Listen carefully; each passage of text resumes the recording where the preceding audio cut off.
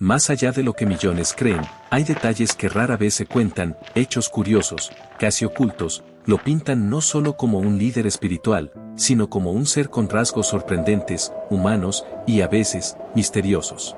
Antes de ser conocido como el Mesías, Jesús fue carpintero. Pero no cualquier carpintero. Según estudios históricos, es probable que trabajara más en piedra que en madera, ya que en Galilea abundaban más las rocas que los árboles. ¿Te imaginas a Jesús esculpiendo con fuerza y precisión bloques de piedra? No era un hombre frágil ni etéreo. Era fuerte, con manos curtidas, acostumbrado al trabajo duro. Pero eso no sería lo único sorprendente, Jesús hablaba al menos 3 idiomas. El arameo era su lengua materna, pero también conocía el hebreo, lengua de las escrituras, y probablemente el griego, ya que era común en la región por la influencia del imperio. ¿Te lo imaginas hablando con fluidez en 3 lenguas, adaptándose a distintos pueblos y culturas? Su sabiduría no era solo celestial, también era práctica, astuta, humana. Y hay más. Jesús tenía hermanos. Sí, así es. En los evangelios se mencionan nombres como Santiago, José, Judas y Simón. Algunos creen que eran primos, otros, hijos de un matrimonio anterior de José, pero el texto bíblico los llama hermanos. Esta sola revelación cambia por completo la imagen tradicional de la Sagrada Familia como una unidad cerrada. Sin embargo, la historia apenas comienza. Porque hay un detalle que pocos se atreven a mencionar, uno que podría cambiarlo todo. Tras su nacimiento milagroso en Belén y aquel impresionante episodio en el templo a los 12 años, la Biblia guarda silencio absoluto sobre casi 2 décadas de su vida. ¿Dónde estuvo Jesús entre los 12 y los 30 años? Este enigma ha dado lugar a todo tipo de teorías. Algunos creen que simplemente vivió como un humilde artesano en Nazaret. Pero otros piensan distinto. Existe una leyenda fascinante que afirma que Jesús viajó al Oriente, quizás a la India o al Tíbet, donde habría aprendido sabiduría ancestral, conviviendo con místicos y ascetas. Curiosamente, hay textos antiguos en monasterios budistas que mencionan a un hombre santo del Occidente, llamado Isa, que enseñaba sobre la compasión y la humildad. ¿Sería Jesús? Y no termina ahí. Algunos manuscritos gnósticos incluso afirman que durante esos años desarrolló habilidades extraordinarias, como sanar con solo tocar o conocer los pensamientos de los demás.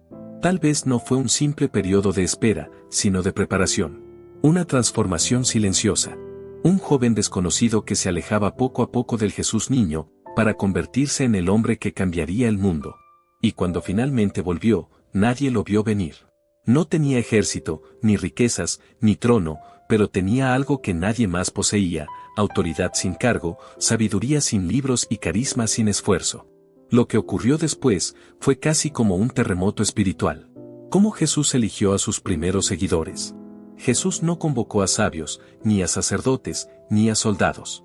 Eligió a pescadores. Pero, ¿por qué? No fue casualidad.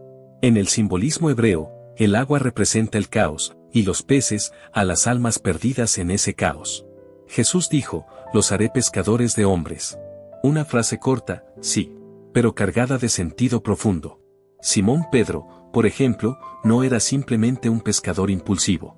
Su nombre original, Simón, significa el que escucha, pero Jesús lo renombra como Pedro, que significa roca.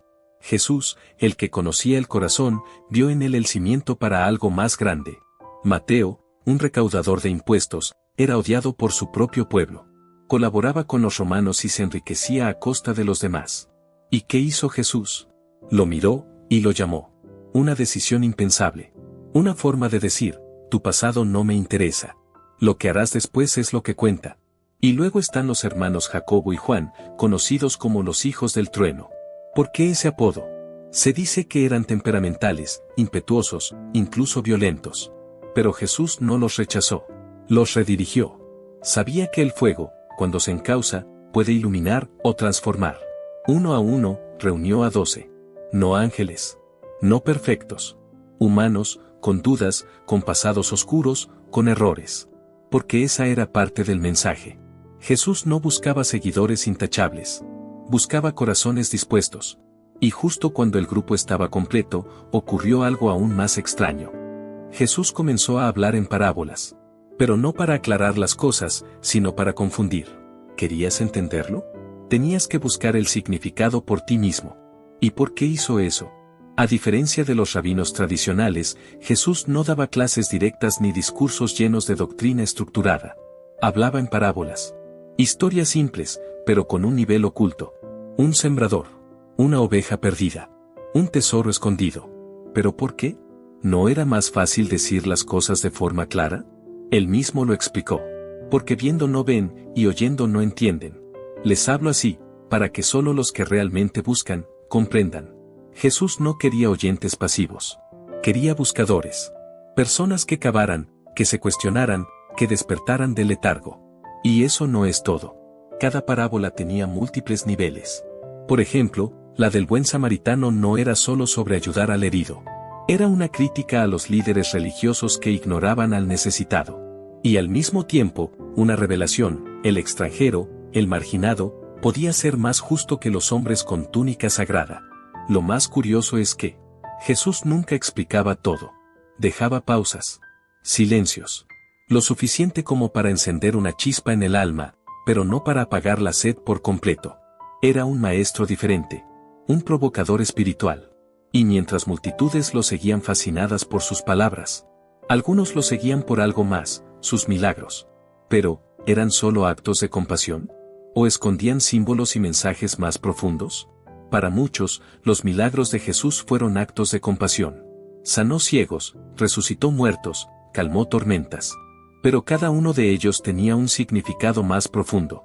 Cuando sanó al ciego de nacimiento, no solo le devolvió la vista. Lo hizo en sábado, el día sagrado para los judíos, desafiando públicamente la tradición religiosa. Fue un acto de rebelión espiritual. Una forma de decir: la ley está viva. Y el amor está por encima de cualquier norma. Cuando multiplicó los panes, no solo alimentó a una multitud. Mostró que el verdadero alimento no es el pan físico, sino el mensaje que él traía. El milagro fue el gancho. El mensaje, el verdadero regalo. Uno de los más desconcertantes fue cuando maldecía una higuera por no tener fruto, aunque no era temporada. A simple vista, parece un gesto irracional. Pero simbolizaba a una religión estéril, mucha apariencia, pero sin fruto espiritual. Una crítica velada al sistema religioso de su tiempo.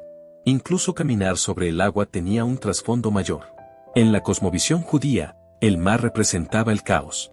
Jesús no solo desafiaba la física. Caminaba sobre el miedo, sobre lo desconocido. Y cada vez que hacía un milagro, lo hacía con un propósito. Nunca para presumir. Nunca por espectáculo. Todo era enseñanza. Todo era símbolo. Pero hubo un milagro. Uno que no realizó. Uno que le suplicaron, y él se negó. ¿Te imaginas cuál fue? Sí, Jesús multiplicó panes, resucitó muertos, sanó leprosos. Pero hubo una vez en que se negó rotundamente a hacer un milagro. Los líderes religiosos se le acercaron y, con tono desafiante, le dijeron: haz una señal del cielo. Prueba que vienes de Dios. Pero Jesús, en vez de complacerlos, los miró con tristeza, y se negó. Esta generación perversa pide señales, pero no se le dará ninguna, salvo la señal de Jonás. ¿Jonás? ¿El profeta tragado por un gran pez? Sí. Porque al igual que Jonás estuvo 3 días en el vientre del monstruo marino, Jesús estaría 3 días en el corazón de la tierra. Ese sería su milagro final. ¿Por qué se negó antes? Porque no hacía milagros para convencer a los escépticos. No era un mago. No era un show. El verdadero poder estaba en el mensaje, no en la demostración. Este acto revela algo profundo. Jesús nunca se dejó manipular. No respondía al orgullo, sino al corazón dispuesto. Y aquí viene una de las curiosidades más impactantes. Nunca escribió nada. Ni un solo libro. Ni una carta. Todo lo que sabemos de él fue escrito por otros. ¿Por qué? Porque su vida era el mensaje. No dejó tinta, dejó huella. Y sin embargo, algo suyo sí quedó grabado. Literalmente. La única vez que Jesús escribió con sus propias manos, y como ese gesto silencioso hizo temblar a una multitud. Entre los momentos más enigmáticos de su vida, hay uno que destaca por su silencio. Un día, los fariseos arrastraron ante Jesús a una mujer sorprendida en adulterio. La empujaron al centro y dijeron: la ley dice que debe morir apedreada. ¿Tú qué dices? Todo era una trampa. Si decía que no, rompía la ley de Moisés. Si decía que sí, traicionaba su mensaje de compasión. Pero Jesús no respondió. Se inclinó y comenzó a escribir en el suelo con el dedo. ¿Qué escribió? Nadie lo sabe con certeza. Algunos creen que escribió los pecados de los acusadores. Otros, que simplemente garabateaba para darles tiempo a reflexionar. Pero ese silencio fue atronador. Luego se levantó y dijo: el que esté libre de pecado, que tire la primera piedra. Uno a uno, desde los más ancianos, todos se marcharon. Y la mujer quedó sola. Jesús le dijo: ¿nadie te condenó? Tampoco yo. Vete, y no peques más. Ese día, sin gritar, sin golpear, sin discutir, Jesús desarmó a una turba sedienta de sangre solo con el poder de la conciencia. Y ese rastro en la arena, ya borrado por el viento, sigue hablando miles de años después. Pero ahora vamos a un detalle igual de curioso y poco conocido. Jesús tuvo un mejor amigo. Uno con el que compartió momentos únicos, secretos y lágrimas. ¿Quién fue ese discípulo especial? Entre los 12, hubo uno, distinto. No era el más fuerte, ni el más impulsivo. No lideraba debates, ni pedía sentarse a la derecha del maestro en su reino. Pero estaba siempre cerca. Se llamaba Juan. En la última cena, mientras todos comían en tensión, fue Juan quien se recostó sobre el pecho de Jesús. Un gesto íntimo, fraternal, una señal de profunda confianza. En repetidas ocasiones, los evangelios se refieren a él como el discípulo amado. Y no es casualidad que, de todos los apóstoles, solo él estuvo al pie de la cruz. Mientras los demás huían, él se quedó. Y fue a él a quien Jesús, agonizando, le confió a su madre.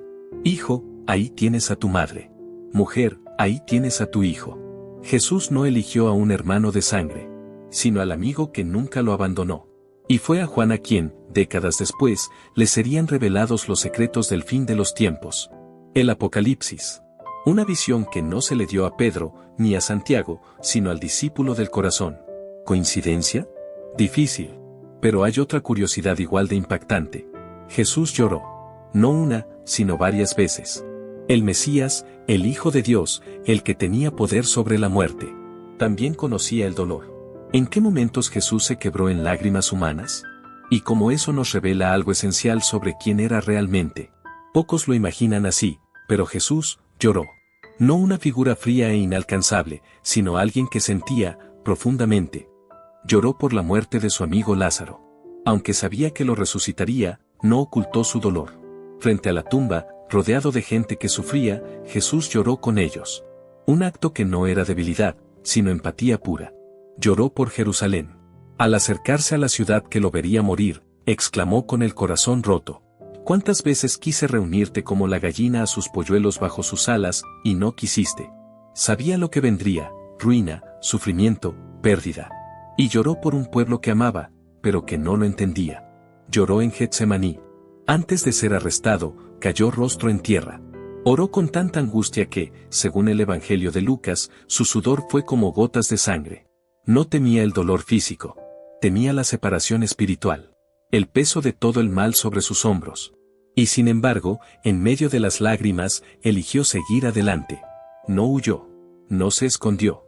Abrazó su destino. Estas lágrimas no lo hacen menos divino. Lo hacen más real. Más cercano. Más nuestro. Y ahora que conoces estas verdades ocultas, solo falta una cosa. ¿Qué ocurrió realmente en los momentos finales? No en los que todos conocen, sino en los que casi nadie menciona. En sus últimos momentos en la cruz, Jesús no susurró resignado. Gritó. Un clamor tan fuerte, tan desgarrador, que quedó registrado en 3 evangelios. Dios mío, ¿por qué me has abandonado? ¿Qué significaba eso? Algunos pensaron que era desesperación. Pero en realidad, estaba citando el Salmo 22, un antiguo canto profético que comienza en el dolor y termina en victoria. Incluso en su agonía, Jesús seguía enseñando. Y entonces, ocurrió algo inexplicable. El velo del templo se rasgó en 2. De arriba a abajo. Ese velo separaba el lugar santo del lugar más sagrado, donde, según la tradición, habitaba la presencia de Dios. Nadie podía entrar ahí, excepto el sumo sacerdote, una vez al año. Pero en ese instante, esa barrera espiritual fue destruida. Ya no haría falta un mediador humano. Ya no haría falta sacrificios de animales. Jesús había abierto el camino. Y aquí viene la curiosidad final. No fue la muerte lo que más sorprendió a los romanos. Fue lo que ocurrió después. Según el centurión que lo custodiaba, cuando vio cómo Jesús murió, exclamó. Verdaderamente, este hombre era el Hijo de Dios. Un soldado pagano. Reconociendo lo que muchos no quisieron ver. Porque la historia de Jesús no termina en la cruz. Tampoco en la tumba. Termina en ti. En lo que decides tú creer. En lo que decides tú buscar. Porque quizás, lo más curioso de todo es esto. 2000 años después, su historia sigue viva. Si te gustó esta inmersión en los lados más enigmáticos y humanos de Jesús, no olvides, suscríbete, dale, me gusta, y déjanos en los comentarios. ¿Cuál de estas revelaciones te impactó más, o cuál no conocías hasta hoy? Hasta la próxima.